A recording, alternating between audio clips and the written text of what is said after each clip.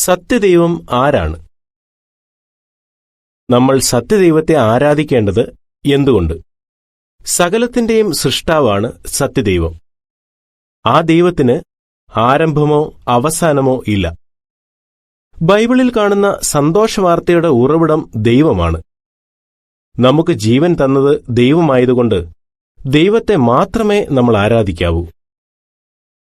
വെളിപാട് 4:11 ഇങ്ങനെ വായിക്കുന്നു: ഞങ്ങളുടെ ദൈവമായ യഹോവേ, മഹത്വവും ബഹുമാനവും ശക്തിയും ലഭിക്കാൻ അങ്ങ് യോഗ്യനാണ്. കാരണം അങ്ങാണ് എല്ലാം സൃഷ്ടിച്ചത്. അങ്ങയുടെ ഇഷ്ടപ്രകാരമാണ് എല്ലാം ഉണ്ടായതും സൃഷ്ടിക്കപ്പെട്ടതും. ദൈവം എങ്ങനെയുള്ളവനാണ്? ഭൂമിയിലെ എല്ലാ ജീവരൂപങ്ങളെക്കാളും ഉന്നതനായ ഒരാത്മാവാണ് ദൈവം. അതുകൊണ്ടുതന്നെ മനുഷ്യർ ആരും ദൈവത്തെ കണ്ടിട്ടില്ല. എന്നാൽ ദൈവം എങ്ങനെയുള്ളവനാണെന്ന് ദൈവത്തിന്റെ സൃഷ്ടികളിൽ നിന്ന് നമുക്ക് മനസ്സിലാക്കാം. ഉദാഹരണത്തിന്, പലതരം പഴവർഗ്ഗങ്ങളും പൂക്കളും ദൈവത്തിന്റെ സ്നേഹത്തിന്റെയും ജ്ഞാനത്തിന്റെയും തെളിവാണ്. ബൃഹത്തായ പ്രപഞ്ചം ദൈവത്തിന്റെ ശക്തിയെ വെളിപ്പെടുത്തുന്നു. റോമർ 1:20 ഇങ്ങനെ വായിക്കുന്നു: ദൈവത്തിന്റെ അദൃശ്യ ഗുണങ്ങളായ നിത്യശക്തിയും ദിവ്യത്വവും ലോകാരംഭം മുതൽ ദൈവത്തിന്റെ സൃഷ്ടികളിലൂടെ വ്യക്തമായി കാണാനും മനസ്സിലാക്കാനും കഴിയുന്നതുകൊണ്ട് അവർക്ക് ഒരൊഴികഴിവും പറയാനില്ല. എന്നാൽ ദൈവത്തിന്റെ വ്യക്തിത്വത്തെക്കുറിച്ച് കൂടുതലായി പഠിക്കാൻ ബൈബിൾ നമ്മളെ സഹായിക്കുന്നു. ഉദാഹരണത്തിന്, ദൈവം ഇഷ്ടപ്പെടുന്നതും വെറുക്കുന്നതുമായ കാര്യങ്ങൾ എന്തെല്ലാമാണ്? ദൈവം ആളുകളോട് ഇടപെടുന്നത് എങ്ങനെ? വിവിധ സാഹചര്യങ്ങളിൽ ദൈവം പ്രതികരിക്കുന്നതെങ്ങനെയാണ് എന്നെല്ലാം അത് നമ്മോട് പറയുന്നു. സങ്കീർത്തനം 103:7-10 വരെ ഇങ്ങനെ വായിക്കുന്നു: ദൈവം തന്റെ വഴികൾ മോശയെ അറിയിച്ചു, തന്റെ പ്രവൃത്തികൾ ഇസ്രായേൽ മക്കളെയും. യഹോവ കരുണാമയനും അനുകമ്പയുള്ളവനും പെട്ടെന്ന് കോപിക്കാത്തവനും അചഞ്ചല സ്നേഹം നിറഞ്ഞവനും. ദൈവം എപ്പോഴും കുറ്റം കണ്ടുപിടിക്കാൻ നോക്കുന്നില്ല, എന്നെന്നും നീരസം വെച്ചുകൊണ്ടിരിക്കുന്നുമില്ല. ദൈവം നമ്മുടെ പാപങ്ങൾക്കനുസൃതമായി നമ്മോട് പെരുമാറിയിട്ടില്ല, തെറ്റുകൾക്കനുസരിച്ച് നമ്മോട് പകരം ചെയ്തിട്ടുമില്ല. ദൈവത്തിനൊരു പേരുണ്ടോ? സ്വർഗസ്ഥനായ ഞങ്ങളുടെ പിതാവേ, അങ്ങയുടെ പേര് പരിശുദ്ധമായിരിക്കണമേ എന്ന് യേശു പറഞ്ഞു. മത്തായി 6:9. ദൈവത്തിന് സ്ഥാനപ്പേരുകൾ പലതുണ്ടെങ്കിലും പേരൊന്നേയുള്ളൂ. ഓരോ ഭാഷയിലും അതുച്ചരിക്കുന്ന രീതിക്ക് വ്യത്യാസമുണ്ട്. മലയാളത്തിൽ യഹോവ എന്നാണ് സാധാരണ പറയുന്നത്. പക്ഷേ യാഹ്വേ എന്ന ഉച്ചാരണവും നിലവിലുണ്ട്. സങ്കീർത്തനം 83:18 ഇങ്ങനെ വായിക്കുന്നു: യഹോവ എന്നു പേരുള്ള അങ്ങ് മാത്രം മുഴുഭൂമിക്കും മീതെ അത്യുന്നതൻ എന്നാളുകൾ അറിയട്ടെ. പല ബൈബിൾ ഭാഷാന്തരങ്ങളിലും ദൈവത്തിന്റെ പേരിന് പകരം കർത്താവെന്നോ ദൈവമെന്നോ ഉള്ള സ്ഥാനപ്പേരുകളാണ് ഉപയോഗിച്ചിരിക്കുന്നത്. എന്നാൽ ബൈബിൾ എഴുതിയ സമയത്ത് ദൈവത്തിന്റെ പേര് ഏതാണ്ട് 7000 പ്രാവശ്യം അതിലുണ്ടായിരുന്നു. ദൈവത്തെക്കുറിച്ച് ആളുകളെ പഠിപ്പിച്ചപ്പോൾ യേശു അവർക്ക് ദൈവത്തിന്റെ പേര് വെളിപ്പെടുത്തി കൊടുത്തു. യോഹന്നാൻ 17:26 ഇങ്ങനെ വായിക്കുന്നു: ഞാൻ അങ്ങയുടെ പേര് ഇവരെ അറിയിച്ചിരിക്കുന്നു, ഇനിയും അറിയിക്കും. അങ്ങനെ അങ്ങ് എന്നോട് കാണിച്ച സ്നേഹം ഇവരിലും നിറയും. ഞാൻ ഇവരോട് യോജിപ്പിലായിരിക്കുകയും ചെയ്യും. യഹോവയ്ക്ക് നമ്മുടെ കാര്യത്തിൽ താൽപ്പര്യമുണ്ടോ? ലോകത്തിൽ ഇത്ര വ്യാപകമായി കഷ്ടപ്പാടുകൾ ഉള്ളതുകൊണ്ട് ദൈവത്തിന് നമ്മുടെ കാര്യത്തിൽ താൽപ്പര്യമില്ലെന്നാണോ അതിന്റെ അർത്ഥം? നമ്മളെ പരീക്ഷിക്കാനാണ് ദൈവം നമുക്ക് കഷ്ടപ്പാടുകൾ വരുത്തുന്നതെന്ന് ചിലർ പറയാറുണ്ട്. എന്നാൽ അത് ശരിയല്ല. യാക്കോബ് 1:13 ഇങ്ങനെ വായിക്കുന്നു: പരീക്ഷണങ്ങളുണ്ടാകുമ്പോൾ ദൈവം എന്നെ പരീക്ഷിക്കുകയാണ് എന്നാരും പറയാതിരിക്കട്ടെ.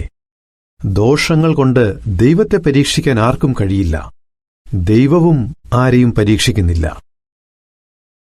ഓരോരുത്തർക്കും സ്വന്തമായി തീരുമാനമെടുക്കാനുള്ള സ്വാതന്ത്ര്യം തന്നുകൊണ്ട് ദൈവം മനുഷ്യനെ ആദരിച്ചിരിക്കുന്നു.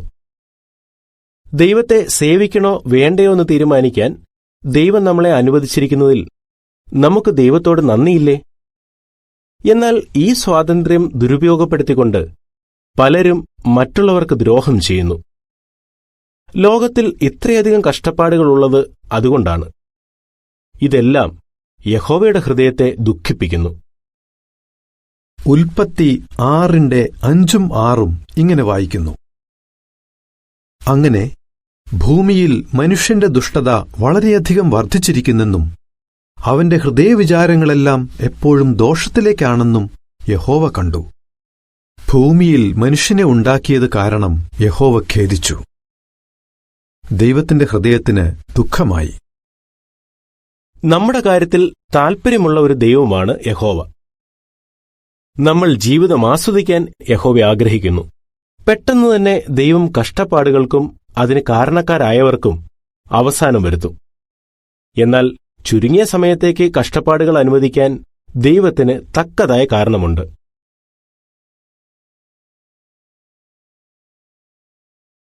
രണ്ടു പത്രോസ് 2:9-10 ഇങ്ങനെ വായിക്കുന്നു: അതെ, ദൈവഭക്തരെ എങ്ങനെ പരീക്ഷണങ്ങളിൽ നിന്ന് രക്ഷിക്കണമെന്ന് യഹോവയ്ക്കറിയാം. ന്യായവിധി ദിവസത്തിൽ നശിപ്പിച്ചു കളയേണ്ട നീതികെട്ടവരെ, വിശേഷിച്ച് അധികാരത്തെ പുച്ഛിക്കുന്നവരെയും മറ്റുള്ളവരുടെ ശരീരത്തെ മലിനപ്പെടുത്താൻ നോക്കുന്നവരെയും എങ്ങനെ ന്യായവിധിക്കായി സൂക്ഷിക്കണമെന്നും ദൈവത്തിനറിയാം.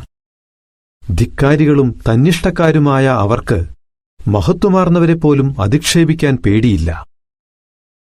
2 പത്രോസ് 3:7 ഇങ്ങനെ വായിക്കുന്നു: അതേ വചനത്താൽ ഇപ്പോഴത്തെ ആകാശവും ഭൂമിയും ദൈവഭക്തിയില്ലാത്ത മനുഷ്യരെ ന്യായം വിധിച്ച് നശിപ്പിക്കുന്ന ദിവസം വരെ തീക്കായി സൂക്ഷിച്ചിരിക്കുന്നു. 13 വാക്യം ഇങ്ങനെ വായിക്കുന്നു: ദൈവത്തിന്റെ വാഗ്ദാനത്തിനു ചേർച്ചയിൽ പുതിയ ആകാശത്തിനും പുതിയ ഭൂമിക്കും വേണ്ടി കാത്തിരിക്കുകയാണ് നമ്മൾ. അവിടെ നീതി കളിയാടും. നമുക്കെങ്ങനെ ദൈവത്തോട് കൂടുതൽ അടുത്തു ചെല്ലാനാകും? പ്രാർത്ഥനയിൽ തന്നോട് സംസാരിക്കാനും അങ്ങനെ നമ്മൾ അടുത്തു ചെല്ലാനും യഹോവ നമ്മളെ ക്ഷണിക്കുന്നു. ഓരോ വ്യക്തിയുടെയും കാര്യത്തിൽ ദൈവത്തിന് താൽപ്പര്യമുണ്ട്. ദൈവം ക്ഷമിക്കാൻ തയ്യാറാണ്. ചില സമയത്ത് ദൈവത്തെ പ്രസാദിപ്പിക്കാൻ നമുക്ക് കഴിയാറില്ലെങ്കിലും ദൈവത്തിന്റെ ഇഷ്ടം ചെയ്യാനുള്ള നമ്മുടെ ശ്രമങ്ങൾ ദൈവം തിരിച്ചറിയുന്നു. അതുകൊണ്ട് അപൂർണരാണെങ്കിൽ പോലും നമുക്ക് ദൈവവുമായി അടുത്ത ബന്ധം ആസ്വദിക്കാനാകും. സങ്കീർത്തനം 103:12-14 വരെ ഇങ്ങനെ വായിക്കുന്നു: സൂര്യോദയം സൂര്യാസ്തമയത്തിൽ നിന്ന് എത്ര അകലെയാണോ അത്ര അകലേക്ക് ദൈവം നമ്മുടെ ലംഘനങ്ങളെ നമ്മിൽ നിന്ന് അകറ്റിയിരിക്കുന്നു. ഒരപ്പൻ മക്കളോട് കരുണ കാണിക്കുന്നതുപോലെ യഹോവ തന്നെ ഭയപ്പെടുന്നവരോട് കരുണ കാണിച്ചിരിക്കുന്നു. കാരണം നമ്മെ ഉണ്ടാക്കിയിരിക്കുന്നത് എങ്ങനെയെന്ന് ദൈവത്തിന് നന്നായി അറിയാം. നാം പൊടിയെന്ന് ദൈവം ഓർക്കുന്നു. യാക്കോബ് 4:8 ഇങ്ങനെ വായിക്കുന്നു: ദൈവത്തോടടുത്തു ചെല്ലുക, അപ്പോൾ ദൈവം നിങ്ങളോടടുത്തുവരും. പാപികളെ കൈകൾ വെടിപ്പാക്കൂ, തീരുമാനശേഷിയില്ലാത്തവരെ ഹൃദയങ്ങൾ ശുദ്ധീകരിക്കൂ. നമുക്ക് ജീവൻ തന്നത് യഹോവയായതുകൊണ്ട് നമ്മൾ മറ്റാരേക്കാളും ദൈവത്തെ സ്നേഹിക്കണം. ദൈവത്തെക്കുറിച്ച് കൂടുതലായി പഠിക്കുകയും ദൈവം ആവശ്യപ്പെടുന്നതുപോലെ ജീവിക്കുകയും ചെയ്തുകൊണ്ട് ദൈവത്തോടുള്ള സ്നേഹം പ്രകടിപ്പിക്കുക. അതുവഴി നമുക്ക് ദൈവത്തോട് ഏറെ അടുത്തു ചെല്ലാനാകും. 1 തിമോഥെയോസ് 2:4 ഇങ്ങനെ വായിക്കുന്നു: എല്ലാത്തരം ആളുകൾക്കും രക്ഷ കിട്ടണമെന്നും അവർ സത്യത്തിന്റെ ശരിയായ അറിവ് നേടണമെന്നുമാണ് ദൈവം ആഗ്രഹിക്കുന്നത്. 1 യോഹന്നാൻ 5:3 ഇങ്ങനെ വായിക്കുന്നു: ദൈവത്തിന്റെ കൽപ്പനകൾ അനുസരിക്കുന്നതാണ് ദൈവത്തോടുള്ള സ്നേഹം. ദൈവത്തിന്റെ കൽപ്പനകൾ ഒരു ഭാരമല്ല.